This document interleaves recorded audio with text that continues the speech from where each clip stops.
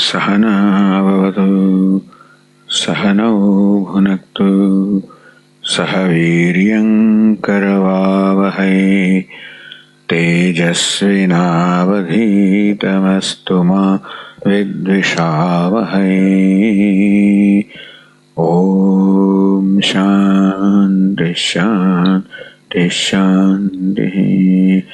ॐ पूर्णमदः पूर्णमिदं पूर्णात् पूर्णमुदच्यते पूर्णस्य पूर्णमादाय पूर्णमेवावशिष्यते। ॐ शान्ति शान्ति शान्तिः। श्रुतिस्मृतिपुराणानाम् आलयं करुणालयं नमामि भगवत्पादं शङ्करं लोकशङ्करं शङ्करं शङ्कराचार्यं केशवं बादरायणं सूत्रभाष्यकृतौ वन्दे भगवन्तौ पुनः पुनः। ईश्वरो गुरुरात्मेति मूर्तिभेदविभागिने व्योमवद्व्याप्तदेहाय दक्षिणामूर्तये नमः। ॐ पार्थाय प्रतिबोधितां भगवता नारायणेन स्वयं व्यासेन ग्रथितां पुराणमुनिना मध्ये महाभारतम् अद्वैतामृतवर्षिणीं भगवतीम् अष्टादशाध्यायिनीम् अम्ब त्वामनुसन्दधामि भगवद्गीते भवद्वेषिणी। यं ब्रह्मा वरुणेन्द्ररुद्रमरुतः स्तुन्वन्ति देव्यैस्तवैः वेदैः साङ्गपदक्रमोपनिषदैः गायन्ति यं सामगाः ध्यानावस्थिततद्गतेन मनसा पश्यन्ति यं योगिनः यस्यान्तन्न विदुःसुराः सुरगणाः देवाय तस्मै नमः।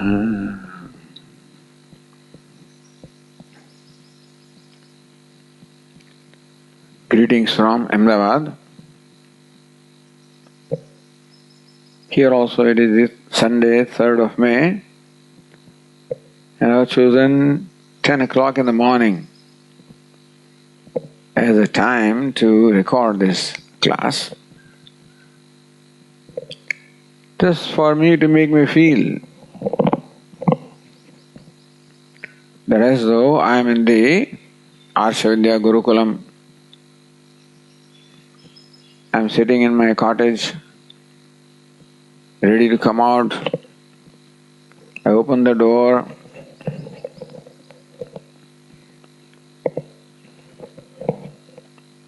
And there is a group of smiling, welcoming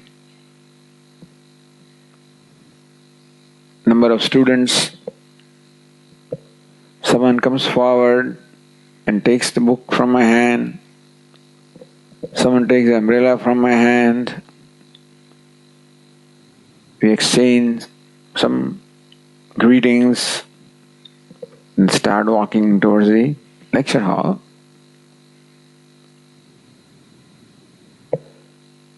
It's nothing wrong in imagining this. Although Ahmedabad is nowhere near Sailasburg, it is 42 degrees centigrade right now, which is like 108 degrees Fahrenheit.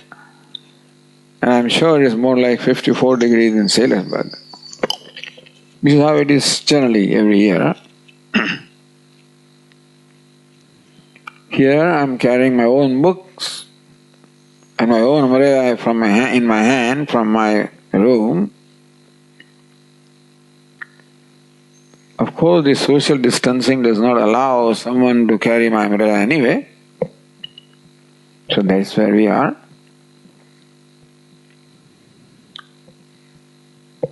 I visualize that we are all walking towards the lecture hall, enjoying the flowers, the landscaping, the green trees. On the way, someone is talking to me about things, how things happen during the year and what not. And we enter the lecture hall. Couple of years ago, we will enter our old lecture hall, come in front of Lord Dakshinamurti. There also I see a number of people. So with smiles on their face, greeting the Swami. And I take my place in the dais. And the class starts.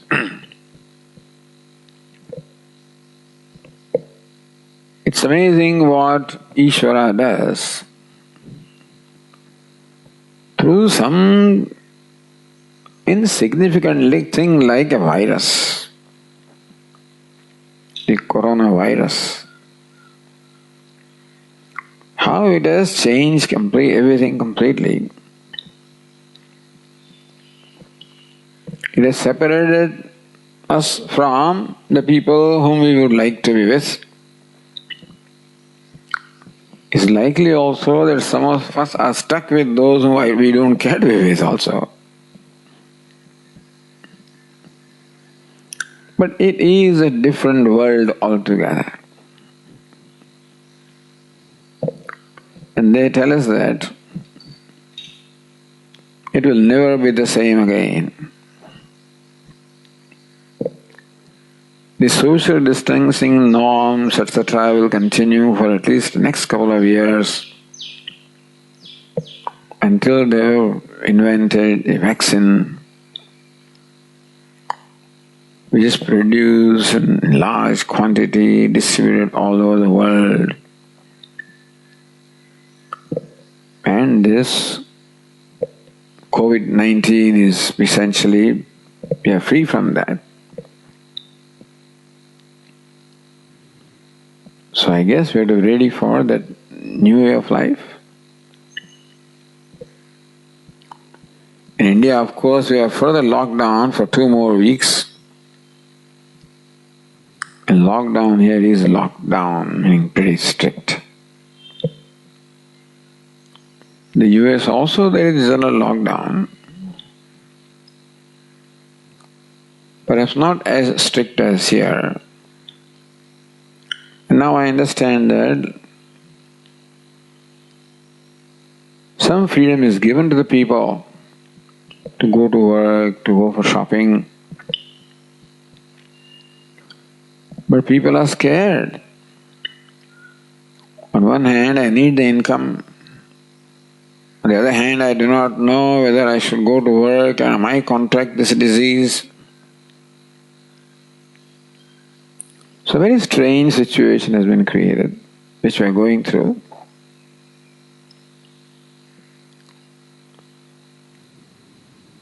Which in one way or the other, many of you also may be going through.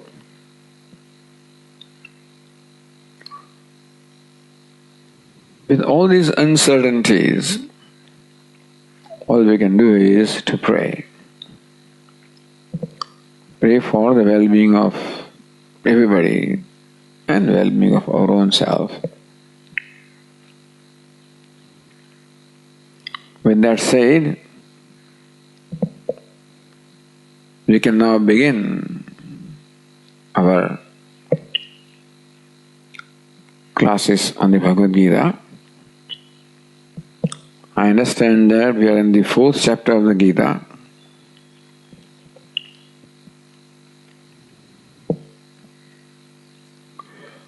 And the 18th verse, which is the central verse in the 4th chapter has been generally discussed. That is a verse where Lord Krishna makes a somewhat unusual statement which appears to be contradictory on the face of it. Karmani akarmayah pashyet akarmani cha karmayah. Karmani, in karma, yaha akarma pashyet, one who sees the actionless in action. Akarma also translated inaction. One who sees inaction in action. Akarmani cha karmayah. And one who sees action in inaction.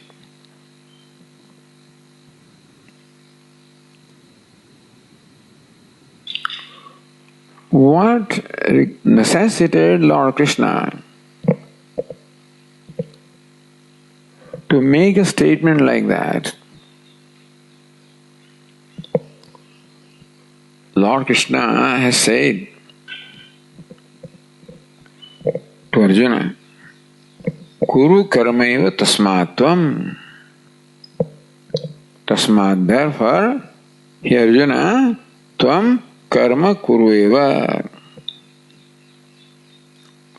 May you perform action. Karma kurueva. May you should necessarily perform the action, meaning your duty. Karma eva kuru, and the duty is what you must necessarily do. So Lord Krishna feels that even while performing the duty, it is important that we understand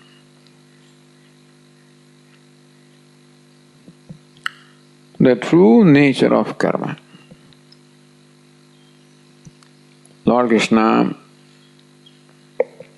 prefaced this verse by saying, Kim karma kima karmeti kavayopyatra mohitaha. Kim karma, what is action? Kim akarma, what is inaction? With regard to that, kavayopyatra mohitaha. Kavaya, even learned people also are mohitaha, deluded. What is meant that even the learned people have a wrong understanding about what karma and akarma are, but they believe that what they understand is correct. That is called moha or brahma.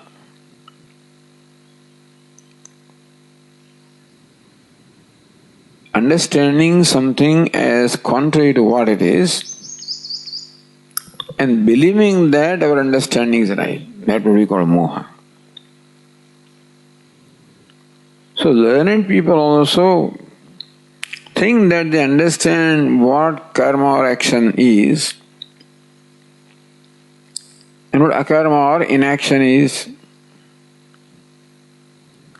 And with that understanding, they live their life.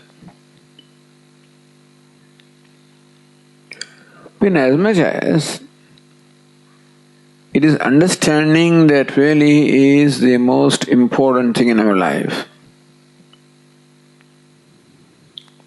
Because our understanding of the realities of life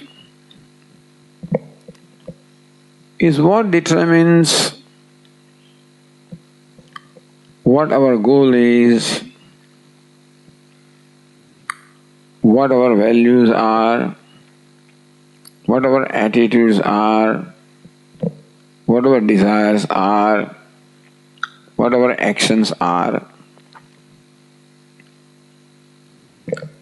The 17th chapter, Lord Krishna says, Shraddha mayoyam purusha yo yat shraddhasya eva saha. This purusa or human being is made of Shraddha. Yo yash Shraddha seva saha. A person is what his or her Shraddha is. And Shraddha means basic conviction about life is called Shraddha here. Therefore, the basic understanding is most important. Even at the intellectual level. Because that understanding will reflect in what our goals are, what the end is, what the means is, what the values are, what the attitudes are. All of these are determined by our understanding of the basic realities of life. And of course that is the subject matter of Vedanta. Teaching us what the basic realities are. What's the basic reality of you? It's called Tvam. What's the basic reality of Ishvara? That's called Tat. What's the relationship between them? That's called Asi. Here Lord Krishna essentially says that in different context. The context is karma, performance of action. And Lord Krishna seems to be quite anxious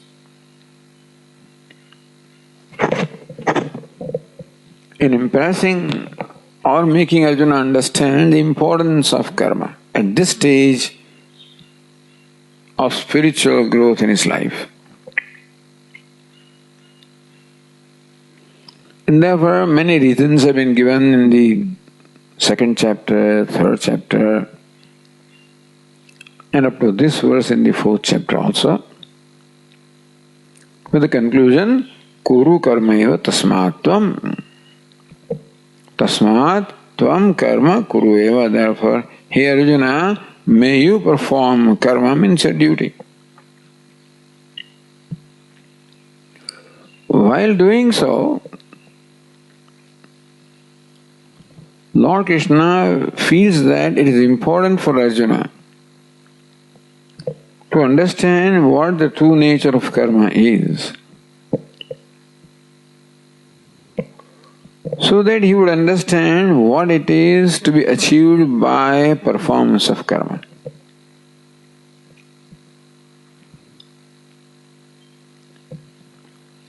Lord Krishna prescribes karma for action or duty, not for the sake of duty, not for perpetuating the duty or action also.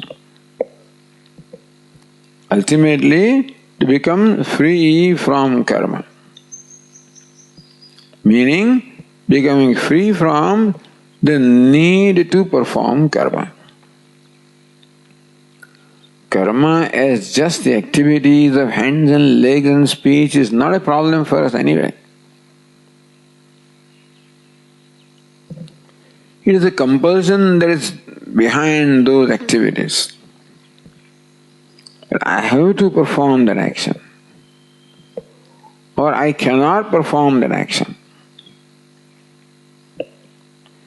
It is this which is called bondage,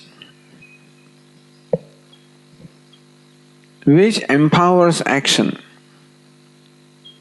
which means empowers a life to create a sense of being compelled. When I feel that I have to perform the action, which means I am compelled. I do not want to perform that action, that also shows compulsion. And that compulsion is, what is bondage? When I feel compelled, I don't feel free. Even though if free will is given to me, Not only that, but freedom is my true nature. Neither do I enjoy the freedom that is my true nature, nor do I enjoy the freedom by way of the free will, when there is a sense of compulsion. When I feel that I am not allowed to do what I want to do, I have to do what I do not want to do, it's all compulsion. So the purpose of prescribing karma is to become free from karma, meaning becoming free from this compulsion that very often karma creates in us. In the word of Puja Swamiji, it is not freedom from action, it is freedom in action. So how to gain that freedom? So that whether I perform action or not does not remain of any consequence. Which means that I am free to respond to the situation as the situation calls for. That I should do something, I am available. I should not do something, I am available. I do not feel compelled. I do not feel helpless.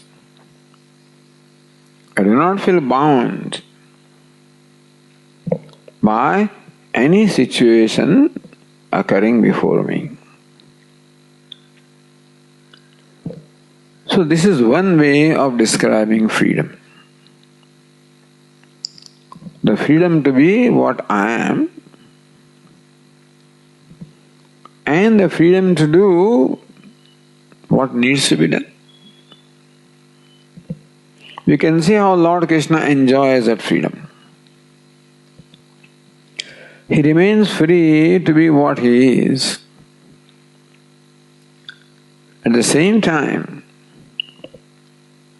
he enjoys the freedom to do what is necessary to do. Therefore, when Arjuna requests Lord Krishna, "Oh Lord, will you please become my charioteer? Will you please become my driver?"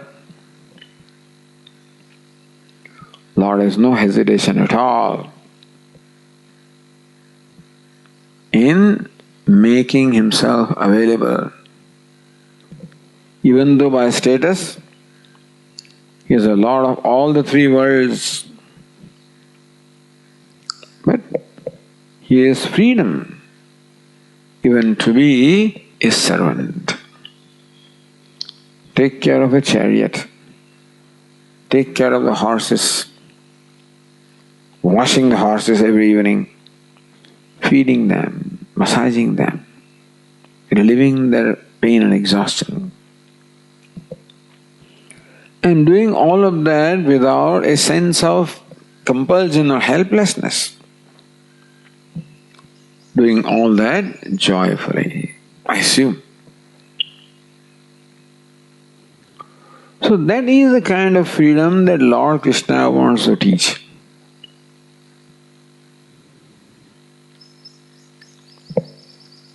I guess Lord Krishna has no objection in people who are withdrawn from the world and who live in isolation and abiding in themselves. I don't think Lord Krishna has any problem with that.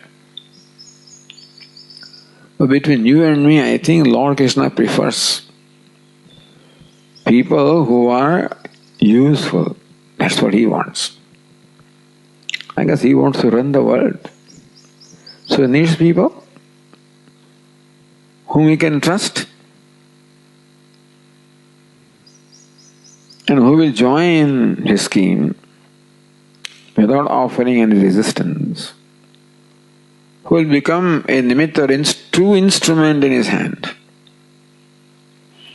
I guess he seems to value those people also very much.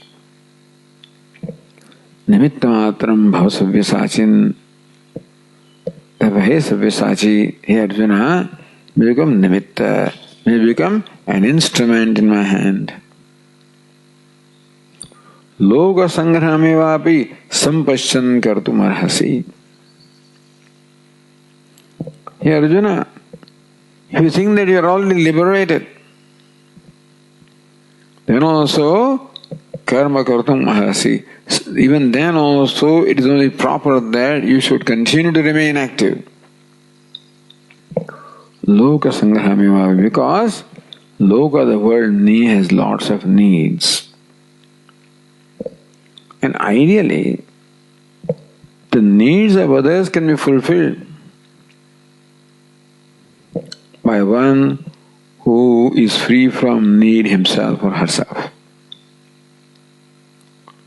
So it is true that we have to progress towards ourselves becoming free from needs, from expectations, from demands, by discovering inner self-sufficiency, of course. Giving up needs and possessions as a discipline also is good.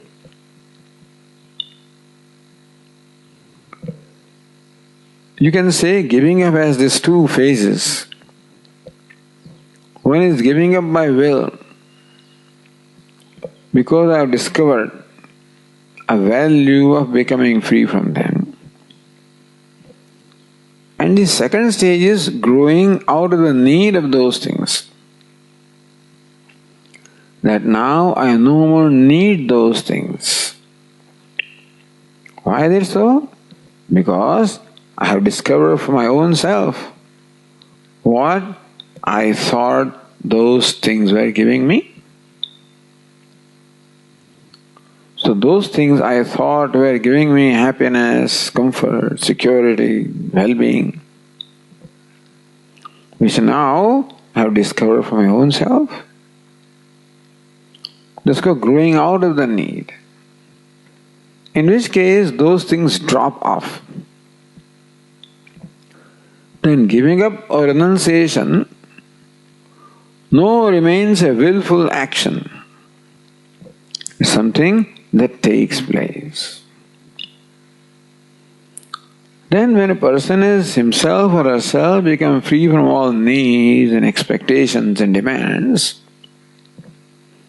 then he or she is totally available to fulfill the needs and demands of the world. That's the kind of picture that we get from the Bhagavad Gita. It is teaching the same thing that the Upanishad teaches us, no doubt. But whereas the Upanishad primarily emphasizes sannyasa, meaning formally become free from duties, and discovering a freedom from the action and then remaining in yourself by self, which is wonderful. But Bhagavad Gita rather seems to talk about that freedom, of course, is talked about, no doubt about that. But further, a freedom of a wise person who is free in doing things. Therefore, understanding the true nature of karma will give us an idea of what it is that we should be seeking through the process of performing karma or duty.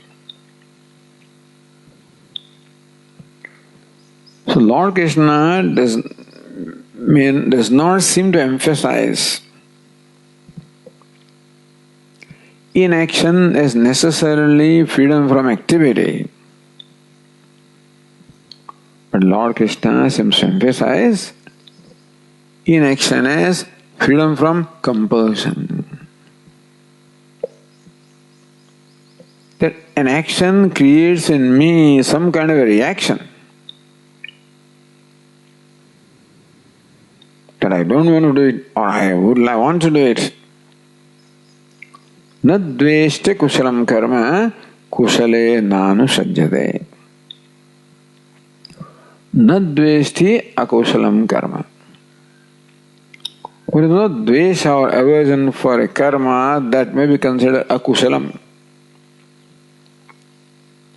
Meaning not something that one necessarily cares to do. Not a very pleasant action. As Arjuna is required to do, like fighting this battle, which has very unpleasant consequences. Nadveshti akushalam karma. Even what appears to be akushalam karma, unpleasant action, unpleasant from the standpoint of the result that will bring. Nadveshti, the person does not have dvesha or aversion or resistance or opposition to that. Because Lord Krishna believes that this kind of actions also have to be performed. Dukkhamityavayat karma kaya klesha bhayat tyajet sakrutva rajasam tyagam naiva tyaga phalam labhed. Dukkhamityava. This action is very painful, meaning this action involves a lot of exertion. Or the outcome is unpleasant. Kaya klesha bhayat tyajet. One gives up the action because it involves too much of exertion.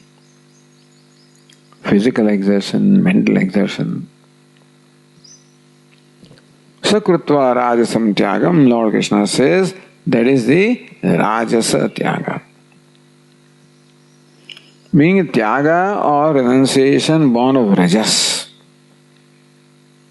born of ragadvesha.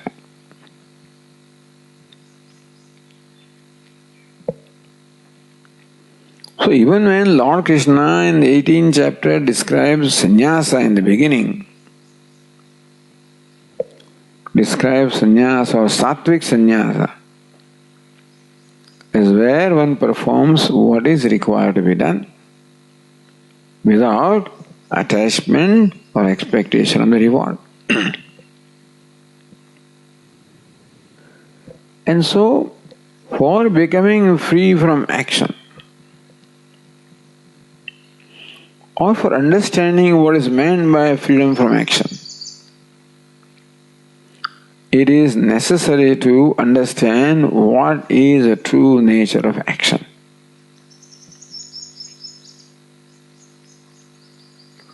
And therefore, now that the context of duty or action is going on, and that Lord Krishna has essentially established purvaihi purvataram kritam, even the seekers such as Janaka and others also perform the actions or duties. Kuru karmayo tasmat tvam, therefore Arjuna, you also perform your duty. So the case for performance of duty has been made in the context of Arjuna. Then Lord Krishna now reveals here the essential nature of karma. By making this preface, Kim karma, kima karmeti, kavayo pyatra mohitaha. Kim karma, what is karma? Kim akarma, what is akarma? What is action, what is inaction? Kavayo pyatra mohitaha. Atra, on this subject matter, Kavayopi mohitaha. Even the Kavaya learned people also entertain false notions about this. Tatte karma pravakshami yajñātva mokshase asubhat. Therefore, te karma pravakshami, prakarshena vakshami. I will very well tell you what karma is. And by the rules of Sandhi, tatte akarma pravakshami. I will also tell you what akarma is. What is the purpose why you will tell me, Lord? Yajñātva mokshase asubhat. Yajñātva, knowing which? Knowing what is the true nature of karma and true nature of akarma, what is action and what is inaction, what is action, what is actionlessness. Mokshase asubhat. Asubhat mokshase. Mokshase will be released. Asubhat from asubha. From inauspicious, from pain, from grief, from samsara. So simply by knowing the true nature of karma and akarma, action and inaction, one becomes released from the samsara, from the cycle of pain. That means that knowing true nature of action is also knowing true nature of self, of course. Because tarati shokam atmavit. Atmavit, the knower of Atma, knower of the self, tarati shokam. Shokam tarati crosses the grief. So in the context of karma now, Lord wants to unfold the nature of the self, nature of truth. Keeping which in mind, if karma is performed, as to what it is that I am seeking to accomplish through performance of this duty, the performance of duty will become much easier. Because I know what the outcome is. Lord Krishna seems to suggest that performance of karma can also become a means of knowledge of karma and akarma. Meaning, can essentially become the means of knowledge of the self. Meaning that it can bring us pretty close to knowledge of self. And then the remaining process of Shravanam, Mananam, etc. can take place much easily. Therefore, the 18th verse, which is the central verse of this 4th chapter of the Gita, Lord Krishna says, Karmanya karmayah pashyed, akarmani cha karmayah, sabuddhiman manusyeshu, sayukta kritsna karma krit. Since you are not in front of me to repeat this verse, otherwise I would have chanted each quarter of the verse and you would have repeated, but here I imagine in my own mind that that's happening. Karmani akarma yah pashyed, akarmani cha karmayah. Karmani, 7th case of the word karman. Yah karmani akarma pashyed. Karmani in action, yah the one, pashyed sees, akarma in action. That's the literal meaning of these words. One who sees in action, Akarmani cha karmayah. Akarmani, again 7th case, in inaction. Yaha karma pashyed, who sees action. So one who sees inaction in action and action in inaction. Sabuddhiman manusheshu. The second line of the verse praises the wise person who has the knowledge of karma and akarma as described by the Lord. Sabuddhiman manusheshu. Saha manusheshu buddhiman. Buddhiman, intelligent. Not only intelligent, but who possesses intelligence in abundant measure. That's what the matu pratyaya means. He is truly the intelligent person among the human beings. So yuktaha. Yuktaha, same root as yuj. He is a yogi. Krishna karma krit. Krishna karma, all the actions or duties. Krit. So one who has performed all the actions, one has performed all the duties. Yah pashit, one who sees this truth about action. Krishna karma krit. That knowledge amounts to his having performed all the duties. In the 15th chapter, Lord says, Kritakrutyascha bharata. That the word is Kritakritya, one who has done whatever has to be done, whatever needs to be done. In the context of the Vedic culture, wherein a person grows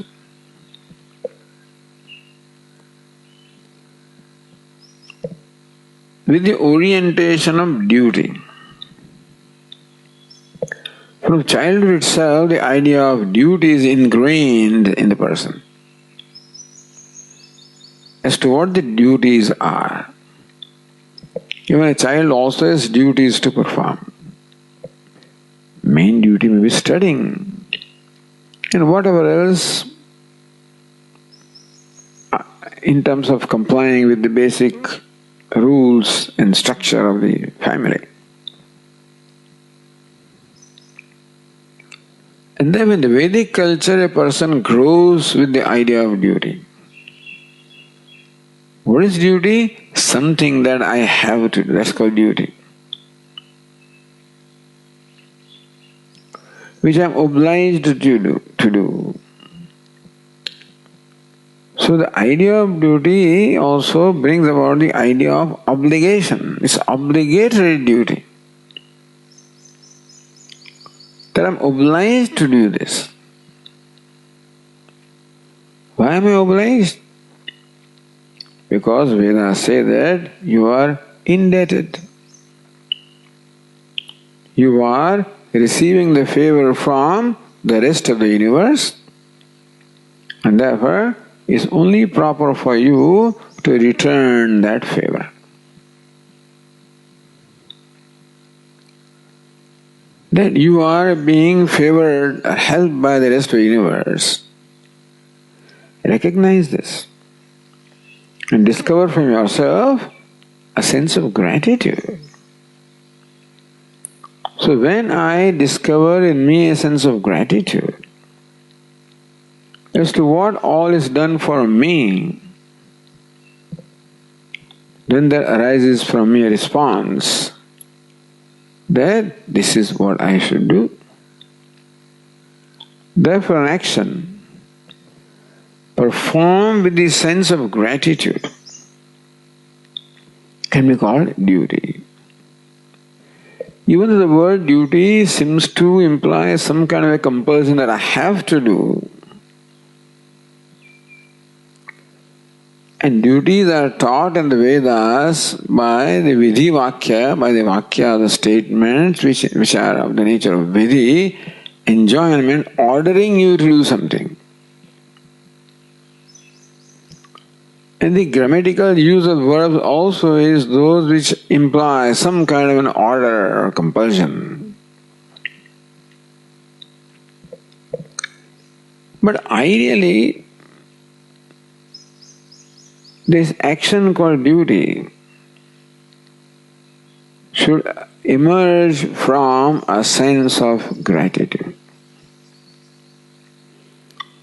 That is called the maturity.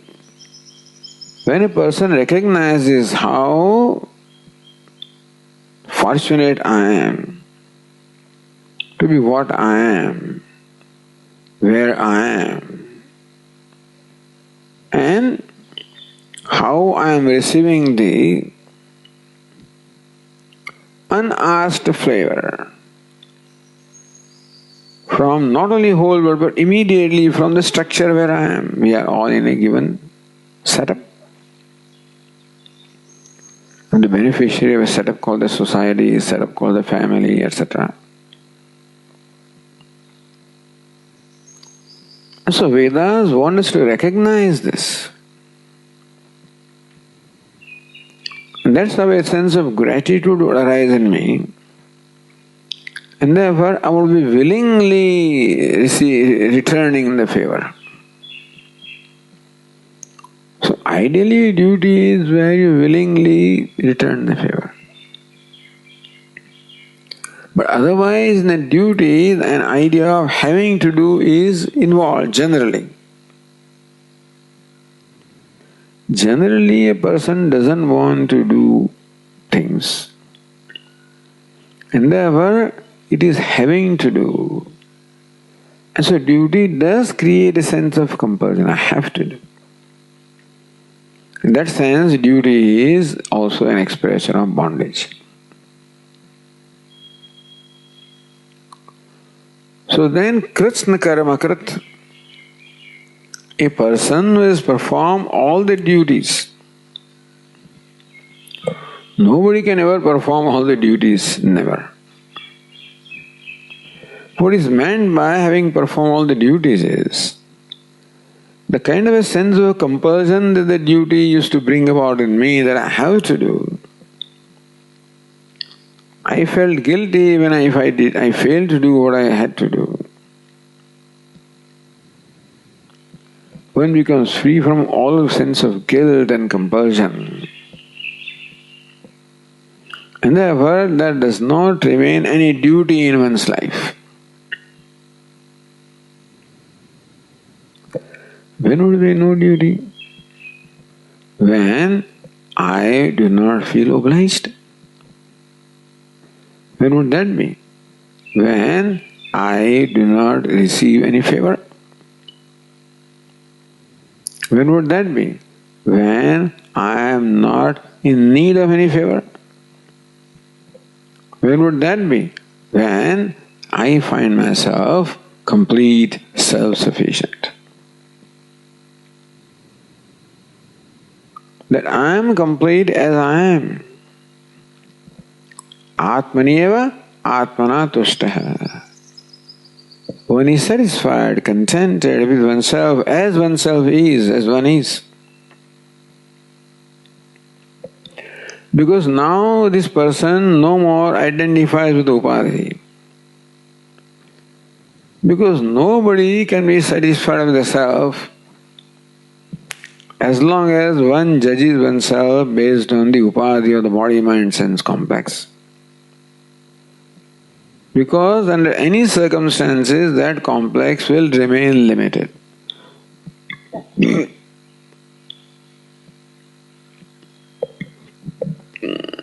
And therefore, identifying with the upadhi and judging oneself based on the upadhi, one can never be free from a sense of smallness. And therefore, there is no way that I can feel any kind of a lasting satisfaction with myself. When a desire is fulfilled, I forget my incompleteness, I feel satisfied, and incompleteness comes back. But the lasting sense of fulfillment comes only when the incompleteness goes, when I am no more identified with my body, mind, sense complex, I am identified with my true nature. That's called the knowledge.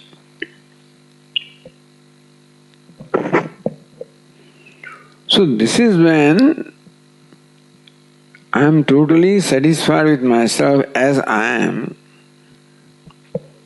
and therefore I am no more in need of receiving favor from anybody. That does not mean I don't care for anybody. It is just that I have discovered a freedom from the need. And therefore my relationship with the world changes. Formerly, I interacted with the universe as a needy person. A person who had some needs. And I looked upon the universe as that which would fulfill my need, or that which should fulfill my need. And then I was aware that, look, the universe is fulfilling my need. And therefore there was a sense of gratitude and a return in favor. But when there is no need, now I do not relate to the universe as a needy person. I relate to the universe as a person who is complete or fulfilled or satisfied with himself. So I am truly in a position now to offer myself unconditionally. Being a contributor or offering myself, of course, is a value for a karma yogi. As a karma yogi, still I am a limited individual. And so there are still some needs. And therefore, even though I am a contributor, I cannot be an unconditional contributor. Because my own needs still remain, and therefore even through the process of contribution, it's likely that I may also seek the fulfillment of my own need. But when a person becomes free from need, he becomes a total contributor. Meaning that an action no more remains an obligation, no more remains a burden. It becomes a spontaneous expression of the person. So that is what is meant by krishna karma krit. One who has fulfilled all the duties. Meaning that the sense of duty no more remains in that person. That person may continue to do things as before.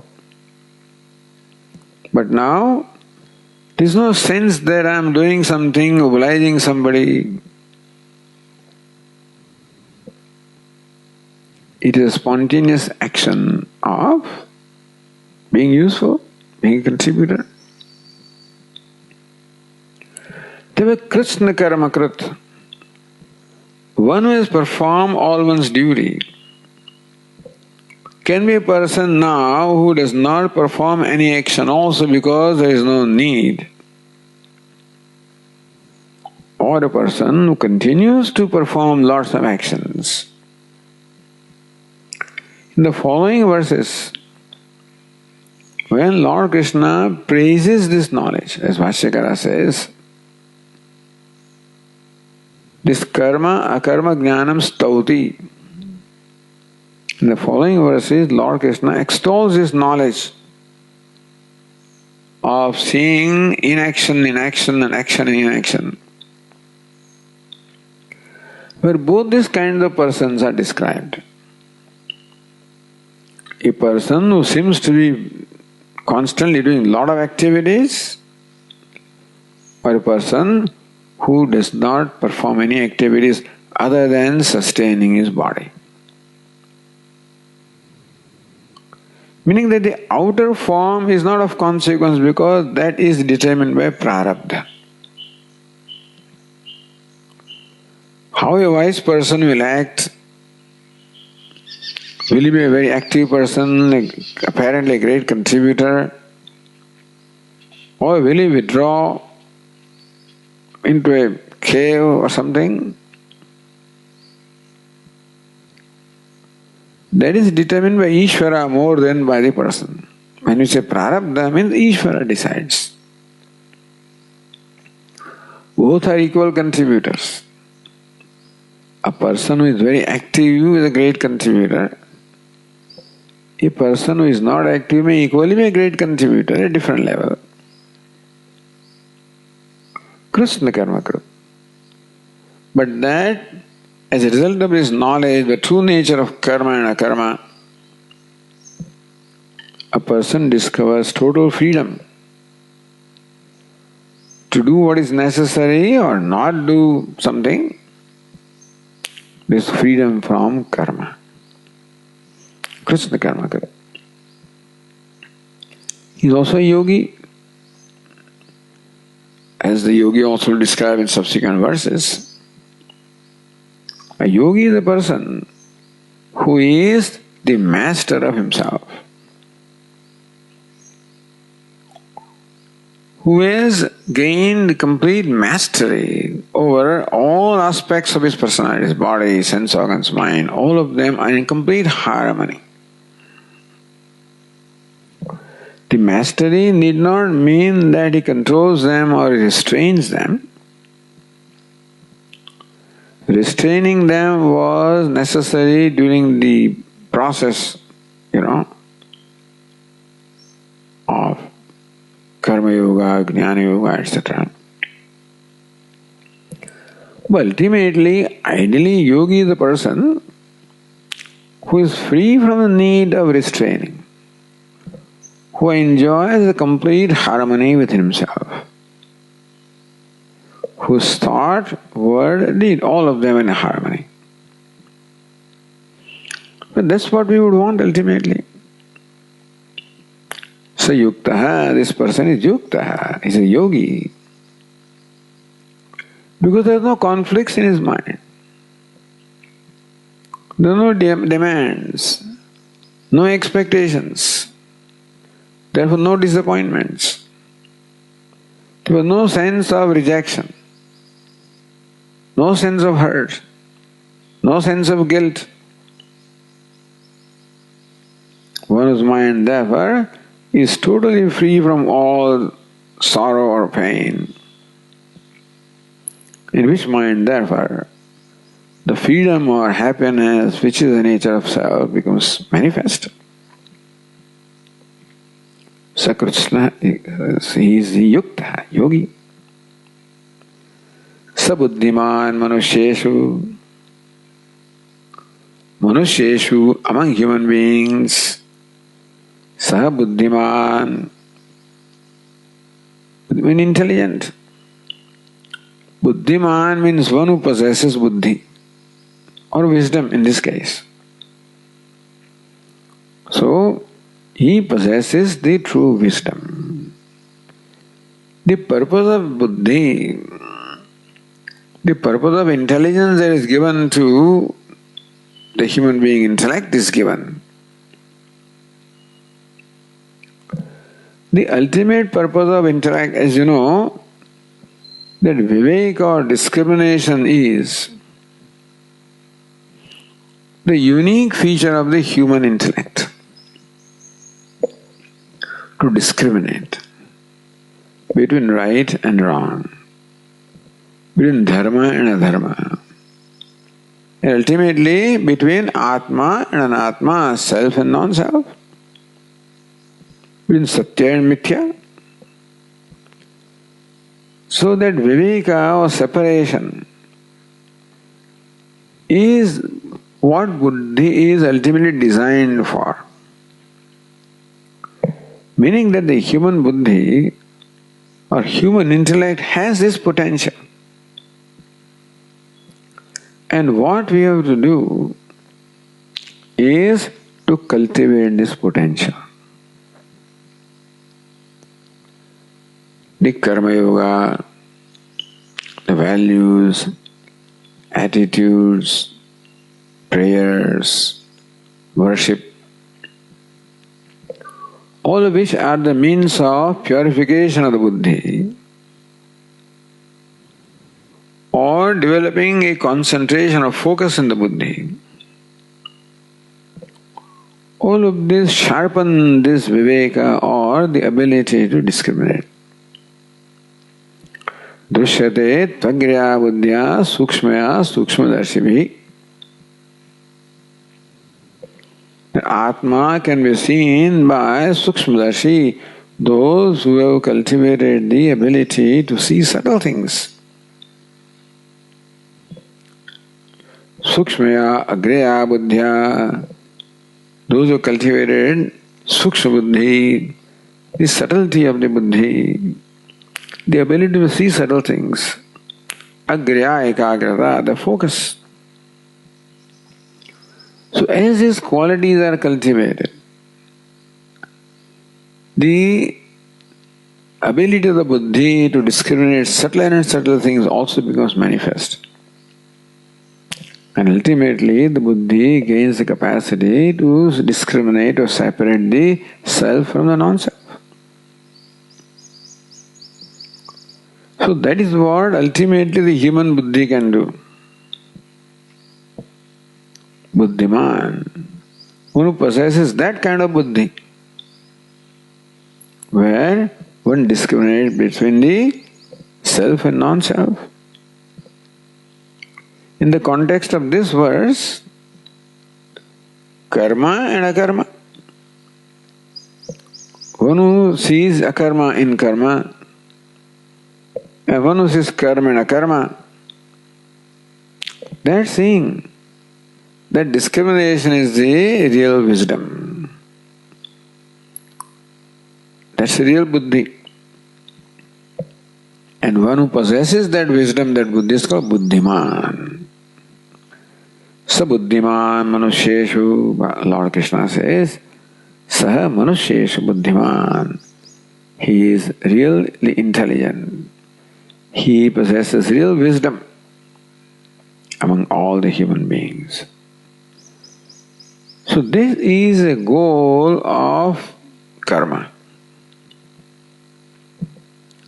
Ultimately, the purpose of performing karma, the duty, is to reach this end. And therefore Lord Krishna sees the necessity of explaining here the true nature of karma, keeping which in mind may you, Arjuna, perform your duty. So you know what is ultimately involved. What is the purpose of performing all this karma, the duty? When their highest goal is very clear, then small things do not affect the mind. And therefore in this 18th verse, Lord Krishna unfolds the nature of karma and akarma. We'll take a break. As usual, the coffee break. You will all come back after 20 minutes, 30 minutes, whatever. In the meantime, I'll sit on my chair. I know many of you will come forward to greet me because you're seeing me after so long. And that very happy meeting time will also follow. And then we'll meet again. Hari Om.